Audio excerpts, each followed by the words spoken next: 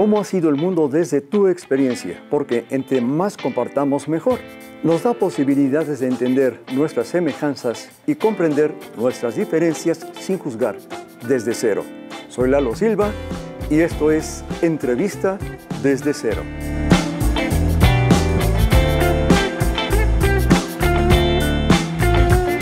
A veces nos preguntan, ¿de veras un psicólogo, un psiquiatra, se meten a estudiar todo ese tipo de cosas porque quieren resolver ellos su propio problema?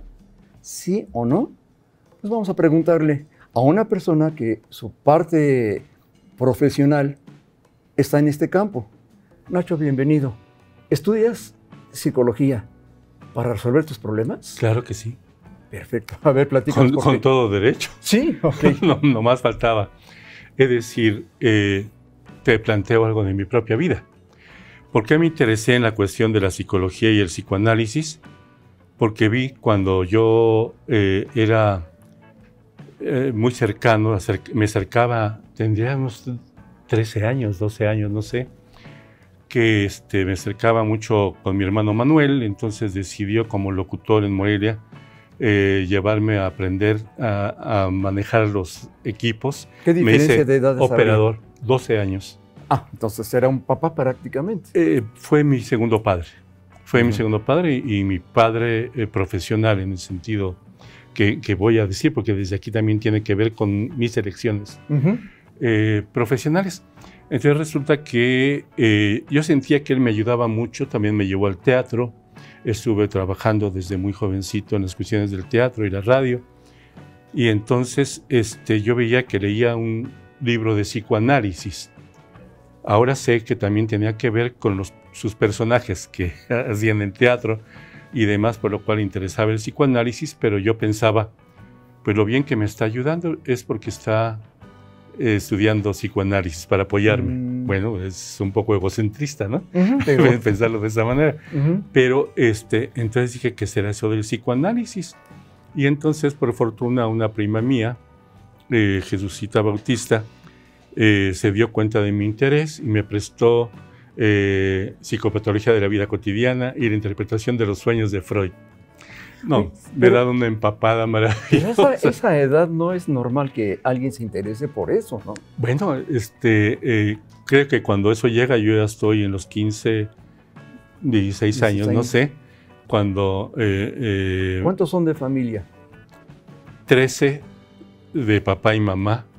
Tengo también medios hermanos, pero ¿Pero tu relación fuerte era con Manuel? Bueno, tengo una relación fuerte con todos. Fuimos una familia muy unida. Muy unida. Somos una familia que hemos estado siempre junta. Mi madre se encargó de esa unión.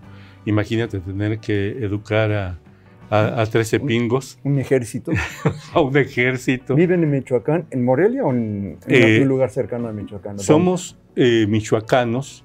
La familia comienza en Aguililla, Michoacán, ahora en gran conflicto, ¿no? Sí. Después estuvo un rato en Uruapan, ahí también nació otro de mis hermanos.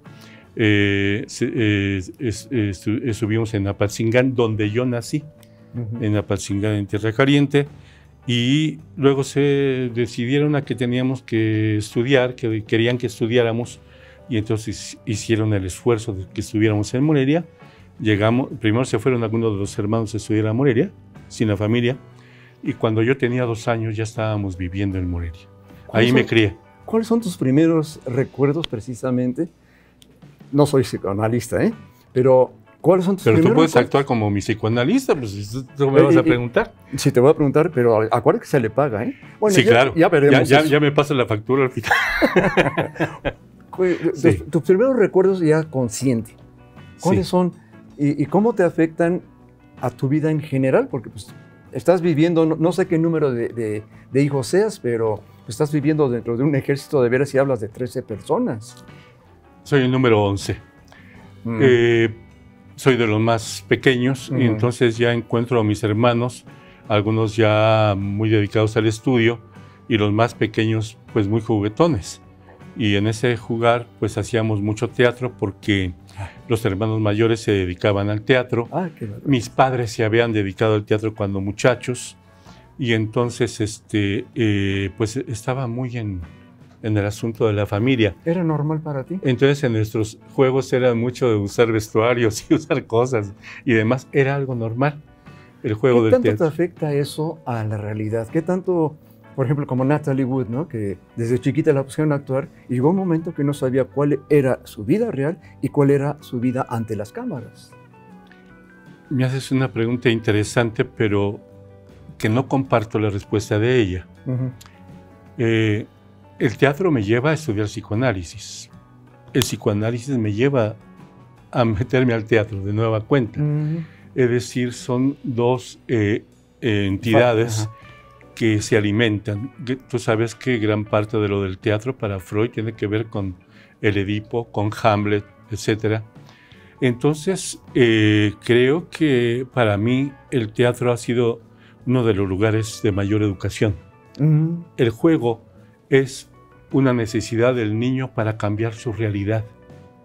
En ese caso, este juego, que además seríamos capaces, jugando al teatro, de crear nuevas historias, estábamos generando nuevas realidades. Entonces, tiene razón ella en el sentido de decir cuál es la realidad. Pues la realidad es, en principio, la que percibimos, porque es una convención imaginaria. Son acuerdos y convenciones imaginarias.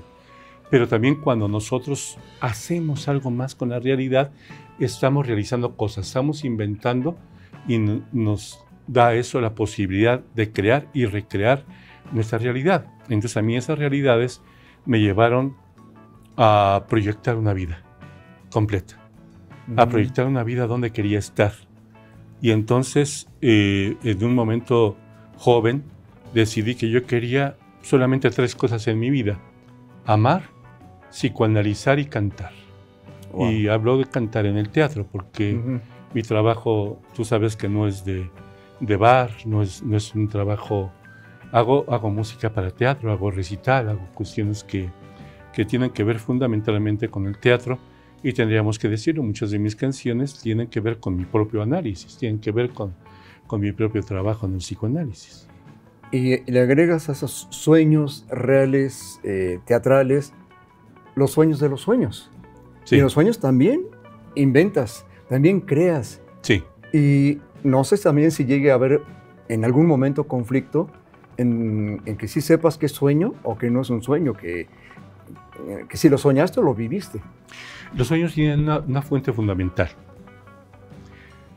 Son la vía regia hacia lo inconsciente.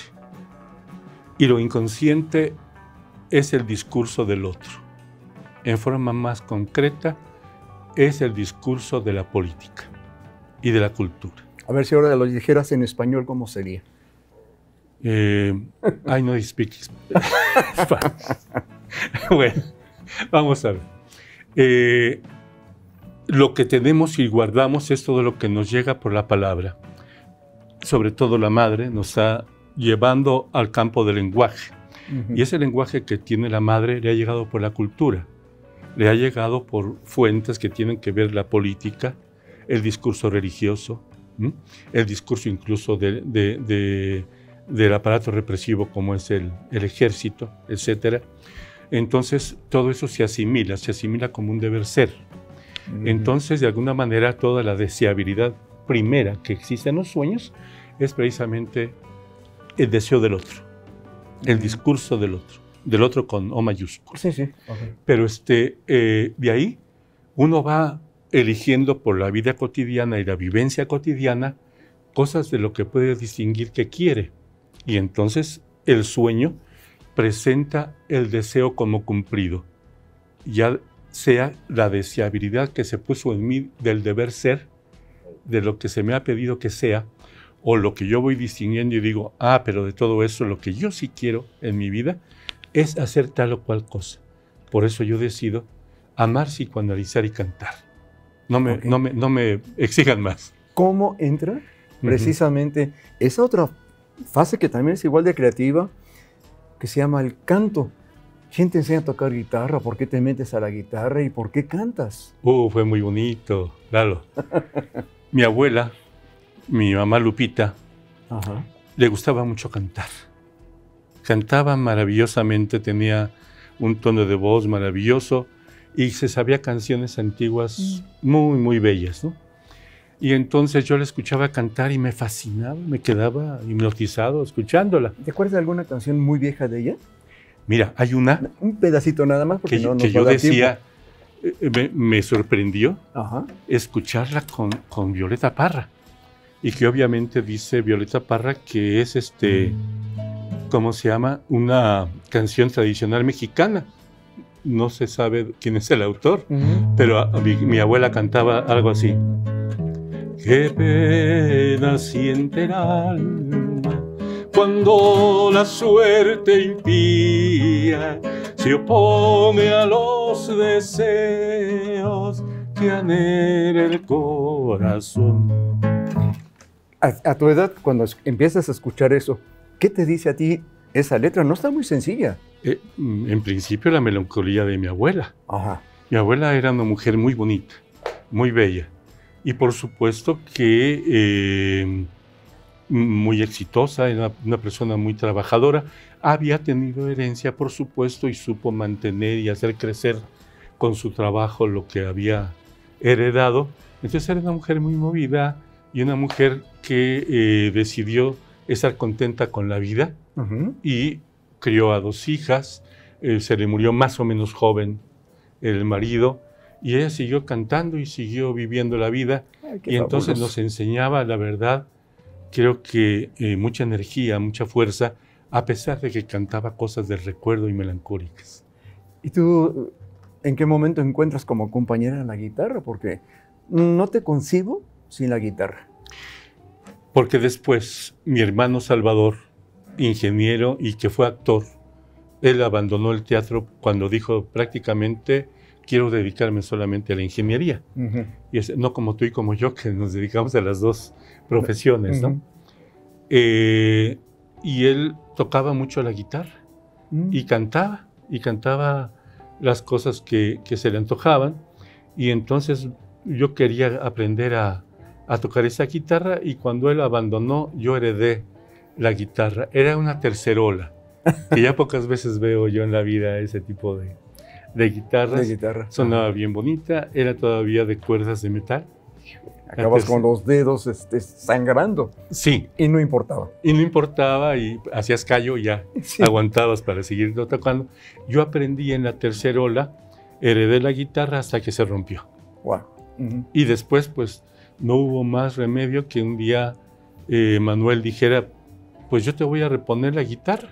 Ay, qué bien. Guitarra con la que trabajé 18 años en La vida inútil de Pito Pérez. Se llamaba la Nicanora. Una guitarra de Paracho. Esa también es de Paracho. Son michoacanas mis guitarras. Y esa obra te marcó. Hay un antes y un después de Sí. Nacho en esa obra, ¿no? Totalmente. Mira, yo debuté con mi hermano Manuel en la Ciudad de México, ya profesionalmente, con un recital que hicimos con poemas de Manuel López Pérez. Entonces se llamaba Peculado.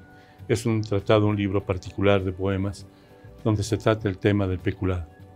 Y yo debuté ahí, luego hicimos otro recital con mis demás hermanos que estaban trabajando en teatro y televisión en México. Y a partir de ahí él estaba montando La vida inútil de Pito Pérez y se le ocurrió, ¿por qué no me haces una canción para tema? ¿Cuál fue? Fue esta, que es mi canción pasaporte. Tu sello. Mi sello, pero quiero decir, me llevó a toda la República y a varias partes del mundo. Wow. Esa canción. Caminante de los sueños, cuenta tus cuentos de ayer, de caminos tan inciertos, de victorias tan de hiel. Necesito que me cuentes de los pueblos que arribaste, de tu vida, inútil vida, de los versos que escuchaste. Pero tenías esa tarea. ¿Cómo la trabajaste? ¿Cómo lo creaste? Me costó mucho trabajo porque como nada más cantaba canciones autobiográficas, que también te tengo que contar una anécdota de esa canción. Ajá. Me aventé todo un año, ya estaba desesperado mi hermano, Decía, ¿cuándo vas a terminar la canción? Y leía la novela con la idea, la novela de La vida inútil de Pito Pérez, para tratar de encontrar la esencia. También me imagino que la viste en televisión o en cine. Con Ignacio López Tarso, ¿no?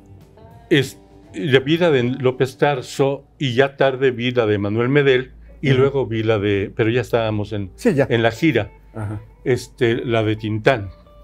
Son 3 películas que son maravillosas, muy distintas las 3, que valen muchísimo la pena.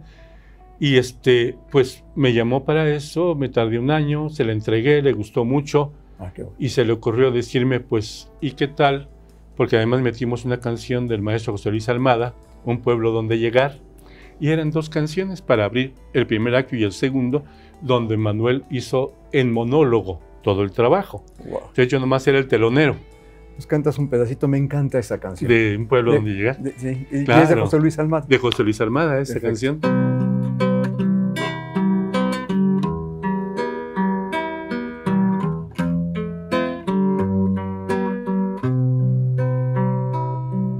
Qué hermoso tener un pueblo donde llegar, con su mercado, su iglesia y su jardín, con solo gentes amigas y un poco más, y calles muy coloniales que presumir. Toda una estampa. Una estampa maravillosa. Y esas canciones me llevaron 30 años de trabajo. No sabíamos, claro, porque se nos pronosticaba que la obra podría durar para aquel tiempo quizás 15 representaciones. Hicimos 1000 durante 30 años de vida. La voz de tu hermano, sensacional. Un actorazo. Un actorazo. Un actorazo. Mi querido hermano Manuel, que en paz descanse. Te dedicamos a ese trabajo, Manuel. Bueno, perdón que me salte un poco así, porque no nos va a dar tiempo para otra cosa. Si está en ti decirlo, adelante. ¿Cómo enfrentas precisamente la muerte de Manuel? No tiene demasiado tiempo que se ha ido y sí tiene demasiado tiempo en tu vida. O sea, estás ahí hablando de algo fundamental que pues no sé qué diga la tanatología de esto, pero es una pérdida irreparable. Una pérdida irreparable, mi mayor mentor. Pero hablando de tu profesión, pues como que yo digo, bueno, si es mi psicoanalista, él no debe de sufrir, no debe de tener nada. No sé por qué alguien diría eso, ¿no? Si tengo sentimientos. Claro, ¿no? Pero como que uno dice, debe ser perfecto. Y yo creo que no, la perfección no está por ahí. No somos perfectos. Distamos mucho de eso los psicoanalistas y los artistas. Podríamos tener equívocamente esa idea, pero por fortuna no la tengo. Sí me psicoanalicé, entonces no, sé que no soy perfecto, que se tienen muchas carencias siempre, pero enfrentar la muerte de mi hermano fue muy dura. Primero, el que hubiera suspendido en el 2013 Pito Pérez, al cumplir las 1000. Y ya me había dicho, cuando cumplamos 1000 representaciones desde el principio, ahí la vamos a dejar, cuando empezamos a tener éxito, cuando se empezó a tener todo el éxito. Me dolió mucho porque estábamos a teatro lleno. Entonces yo decía, pero ¿cómo vamos a desperdiciar otros 10 años? ¿Por qué no lo hacemos otros 10 años?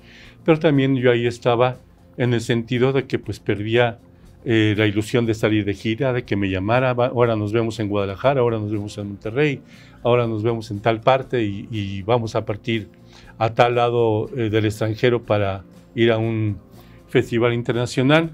Entonces yo no quería dejar esa vida de 30 años. Y entonces me dolió mucho en principio. Era la vida de Nacho Guízar. Era mi vida, o sea, de alguna manera. No era de Pito Pérez ahí, ya era de Nacho Guízar. Sí. Era parte ya de tu existencia diaria, ¿no? Y ahí aprovecho para decirte, me doy cuenta en un programa de televisión del Canal 11 cuando canto la canción que se me apoda a mí. Ahora les presentamos El Caminante de los Sueños, que por más que busqué que fuera del libro, eso de Caminante de los Sueños soy yo. Y era Manuel, y era mi padre. Y estábamos ahí involucrados, la familia, y él había proyectado de alguna manera en la canción. Entonces era mi vida, era muy difícil. Después me di cuenta porque Manuel, por alguna razón, no me lo quiso decir y decidió sí abandonar ahí, aún cuando estábamos en pleno éxito, porque la cardióloga le dijo, o deja eso o se va a morir en el escenario. Wow. Entonces empezó ahí un poco ya su caída. caída. Ahora su nuevo caminar. Su nuevo caminar. Pero fíjate qué curioso, porque Sí. pareciera que se contraponen la profesión con la otra profesión, porque el que cantes, el que estés en el teatro, pues a veces creemos que no es una profesión. Ya ves cuánta gente dice, ¿y no vas a hacer algo en serio? Pero para ti es tan en serio como la otra. Sí. No, a lo mejor no te dan un papel, un título que diga, mira, estudió en la Universidad de Harvard y lo que sea. Estudiaste en la Universidad de la Vida. Claro. Al principio para mí fue difícil porque se tiene mucho prejuicio con respecto a los psicoanalistas y más para los artistas, ¿no? Entonces piensan que somos unos borrachos drogadictos degenerados y entonces era difícil de repente que la gente confiara en mí. Wow. Costó muchos años en un momento dado, pero nunca abandoné el psicoanálisis. Entonces ahora la gente me admite como artista, como greñudo, como gente como lo que soy, es decir, un hombre sensible, un hombre que gusta de cantar, gusta del teatro. Entonces ahora la gente no tiene ningún prejuicio de ver en mí al artista, porque además pretendo también en la consulta ser un artista. Claro. Porque tiene que ver con la palabra. Si la palabra también para mí tuvo mucho que ver en el teatro, de escuchar las verdades de los dramaturgos que transmiten los actores, pues también curiosamente me daba una consistencia para entender el psicoanálisis y al revés del psicoanálisis al teatro. Había una comunicación entre las dos cosas. Imagino que algunas personas dicen el psicoanálisis, el que se dedica al psicoanálisis no puede ser sensible. No imagino por qué, pero pues si va a cantar, que cante y que llore con la guitarra, pero el otro va a ser una especie de consejero que debe ser una piedra que me sostenga. Romper todo eso como que es un poco difícil si lo tenemos como parte de la sociedad, ¿no? Es importante porque hacemos mitos y pensamos de repente que alguien pudiera ser perfecto porque logró ciertas cosas. Es obvio, nosotros nos tenemos que analizar antes de poder analizar a otros. Pero somos igual de sensibles, o incluso por haberte analizado hasta más sensible. Entonces te puede doler más el dolor del analizante, puedes sentirlo un poco más. De hecho, Lacan escribe todo un libro sobre la angustia. Y si bien nos hace entender todo el procedimiento y todas las ligaduras que tiene la producción de la angustia, pero fundamentalmente está hecho en función de la angustia del escucha, de la angustia que tiene que ver con el analista. Claro que uno vive la angustia, claro que uno vive con sensibilidad el dolor de cualquier ser humano que viene a analizarnos. No me entenderías qué es mi dolor si tú nunca lo hubieras experimentado. Ahora, que estamos entrenados para eso, ese es otro problema. Claro. Y que nos tuvimos que analizar para poder soportarlo, eso es otra cosa. Pero no quiere decir que no lo sintamos y que no sintamos angustia. Claro. ¿Se supera? ¿El dolor se supera siendo psicoanalista? Sí.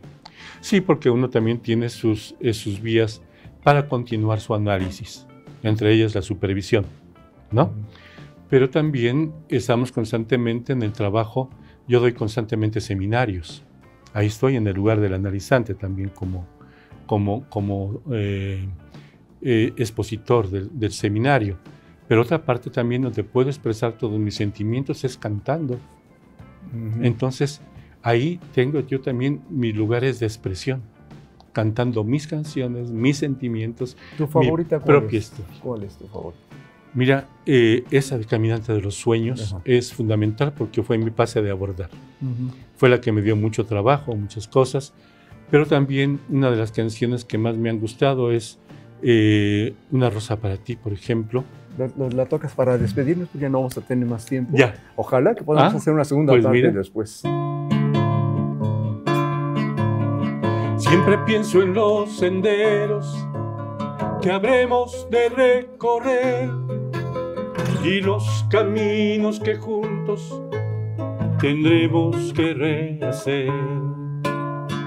Cuando recuerdo los sueños de mi antiguo caminar, entre la vida y la muerte, solo me queda cantar el amor, la libertad. Una rosa para ti, el amor, la libertad. Una rosa para ti. Una rosa para la vida. Te agradecemos muchísimo porque se nos ha ido el tiempo como el agua. Hay muchas cosas que todavía, ojalá un segundo programa se nos permita en cuanto a la vida, ¿no?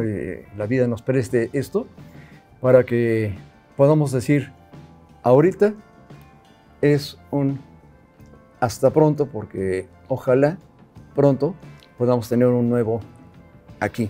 Nacho, mil gracias. Gracias a ti, Lalo. Es un honor estar en tu programa. Muchas gracias. Gracias a todos. Enseñanza de vida. La vida es sencilla, nosotros la complicamos. Soy Lalo Silva. Esto ha sido Entrevista desde Cero. Y si el universo se sigue confabulando, la próxima semana nos volveremos a ver.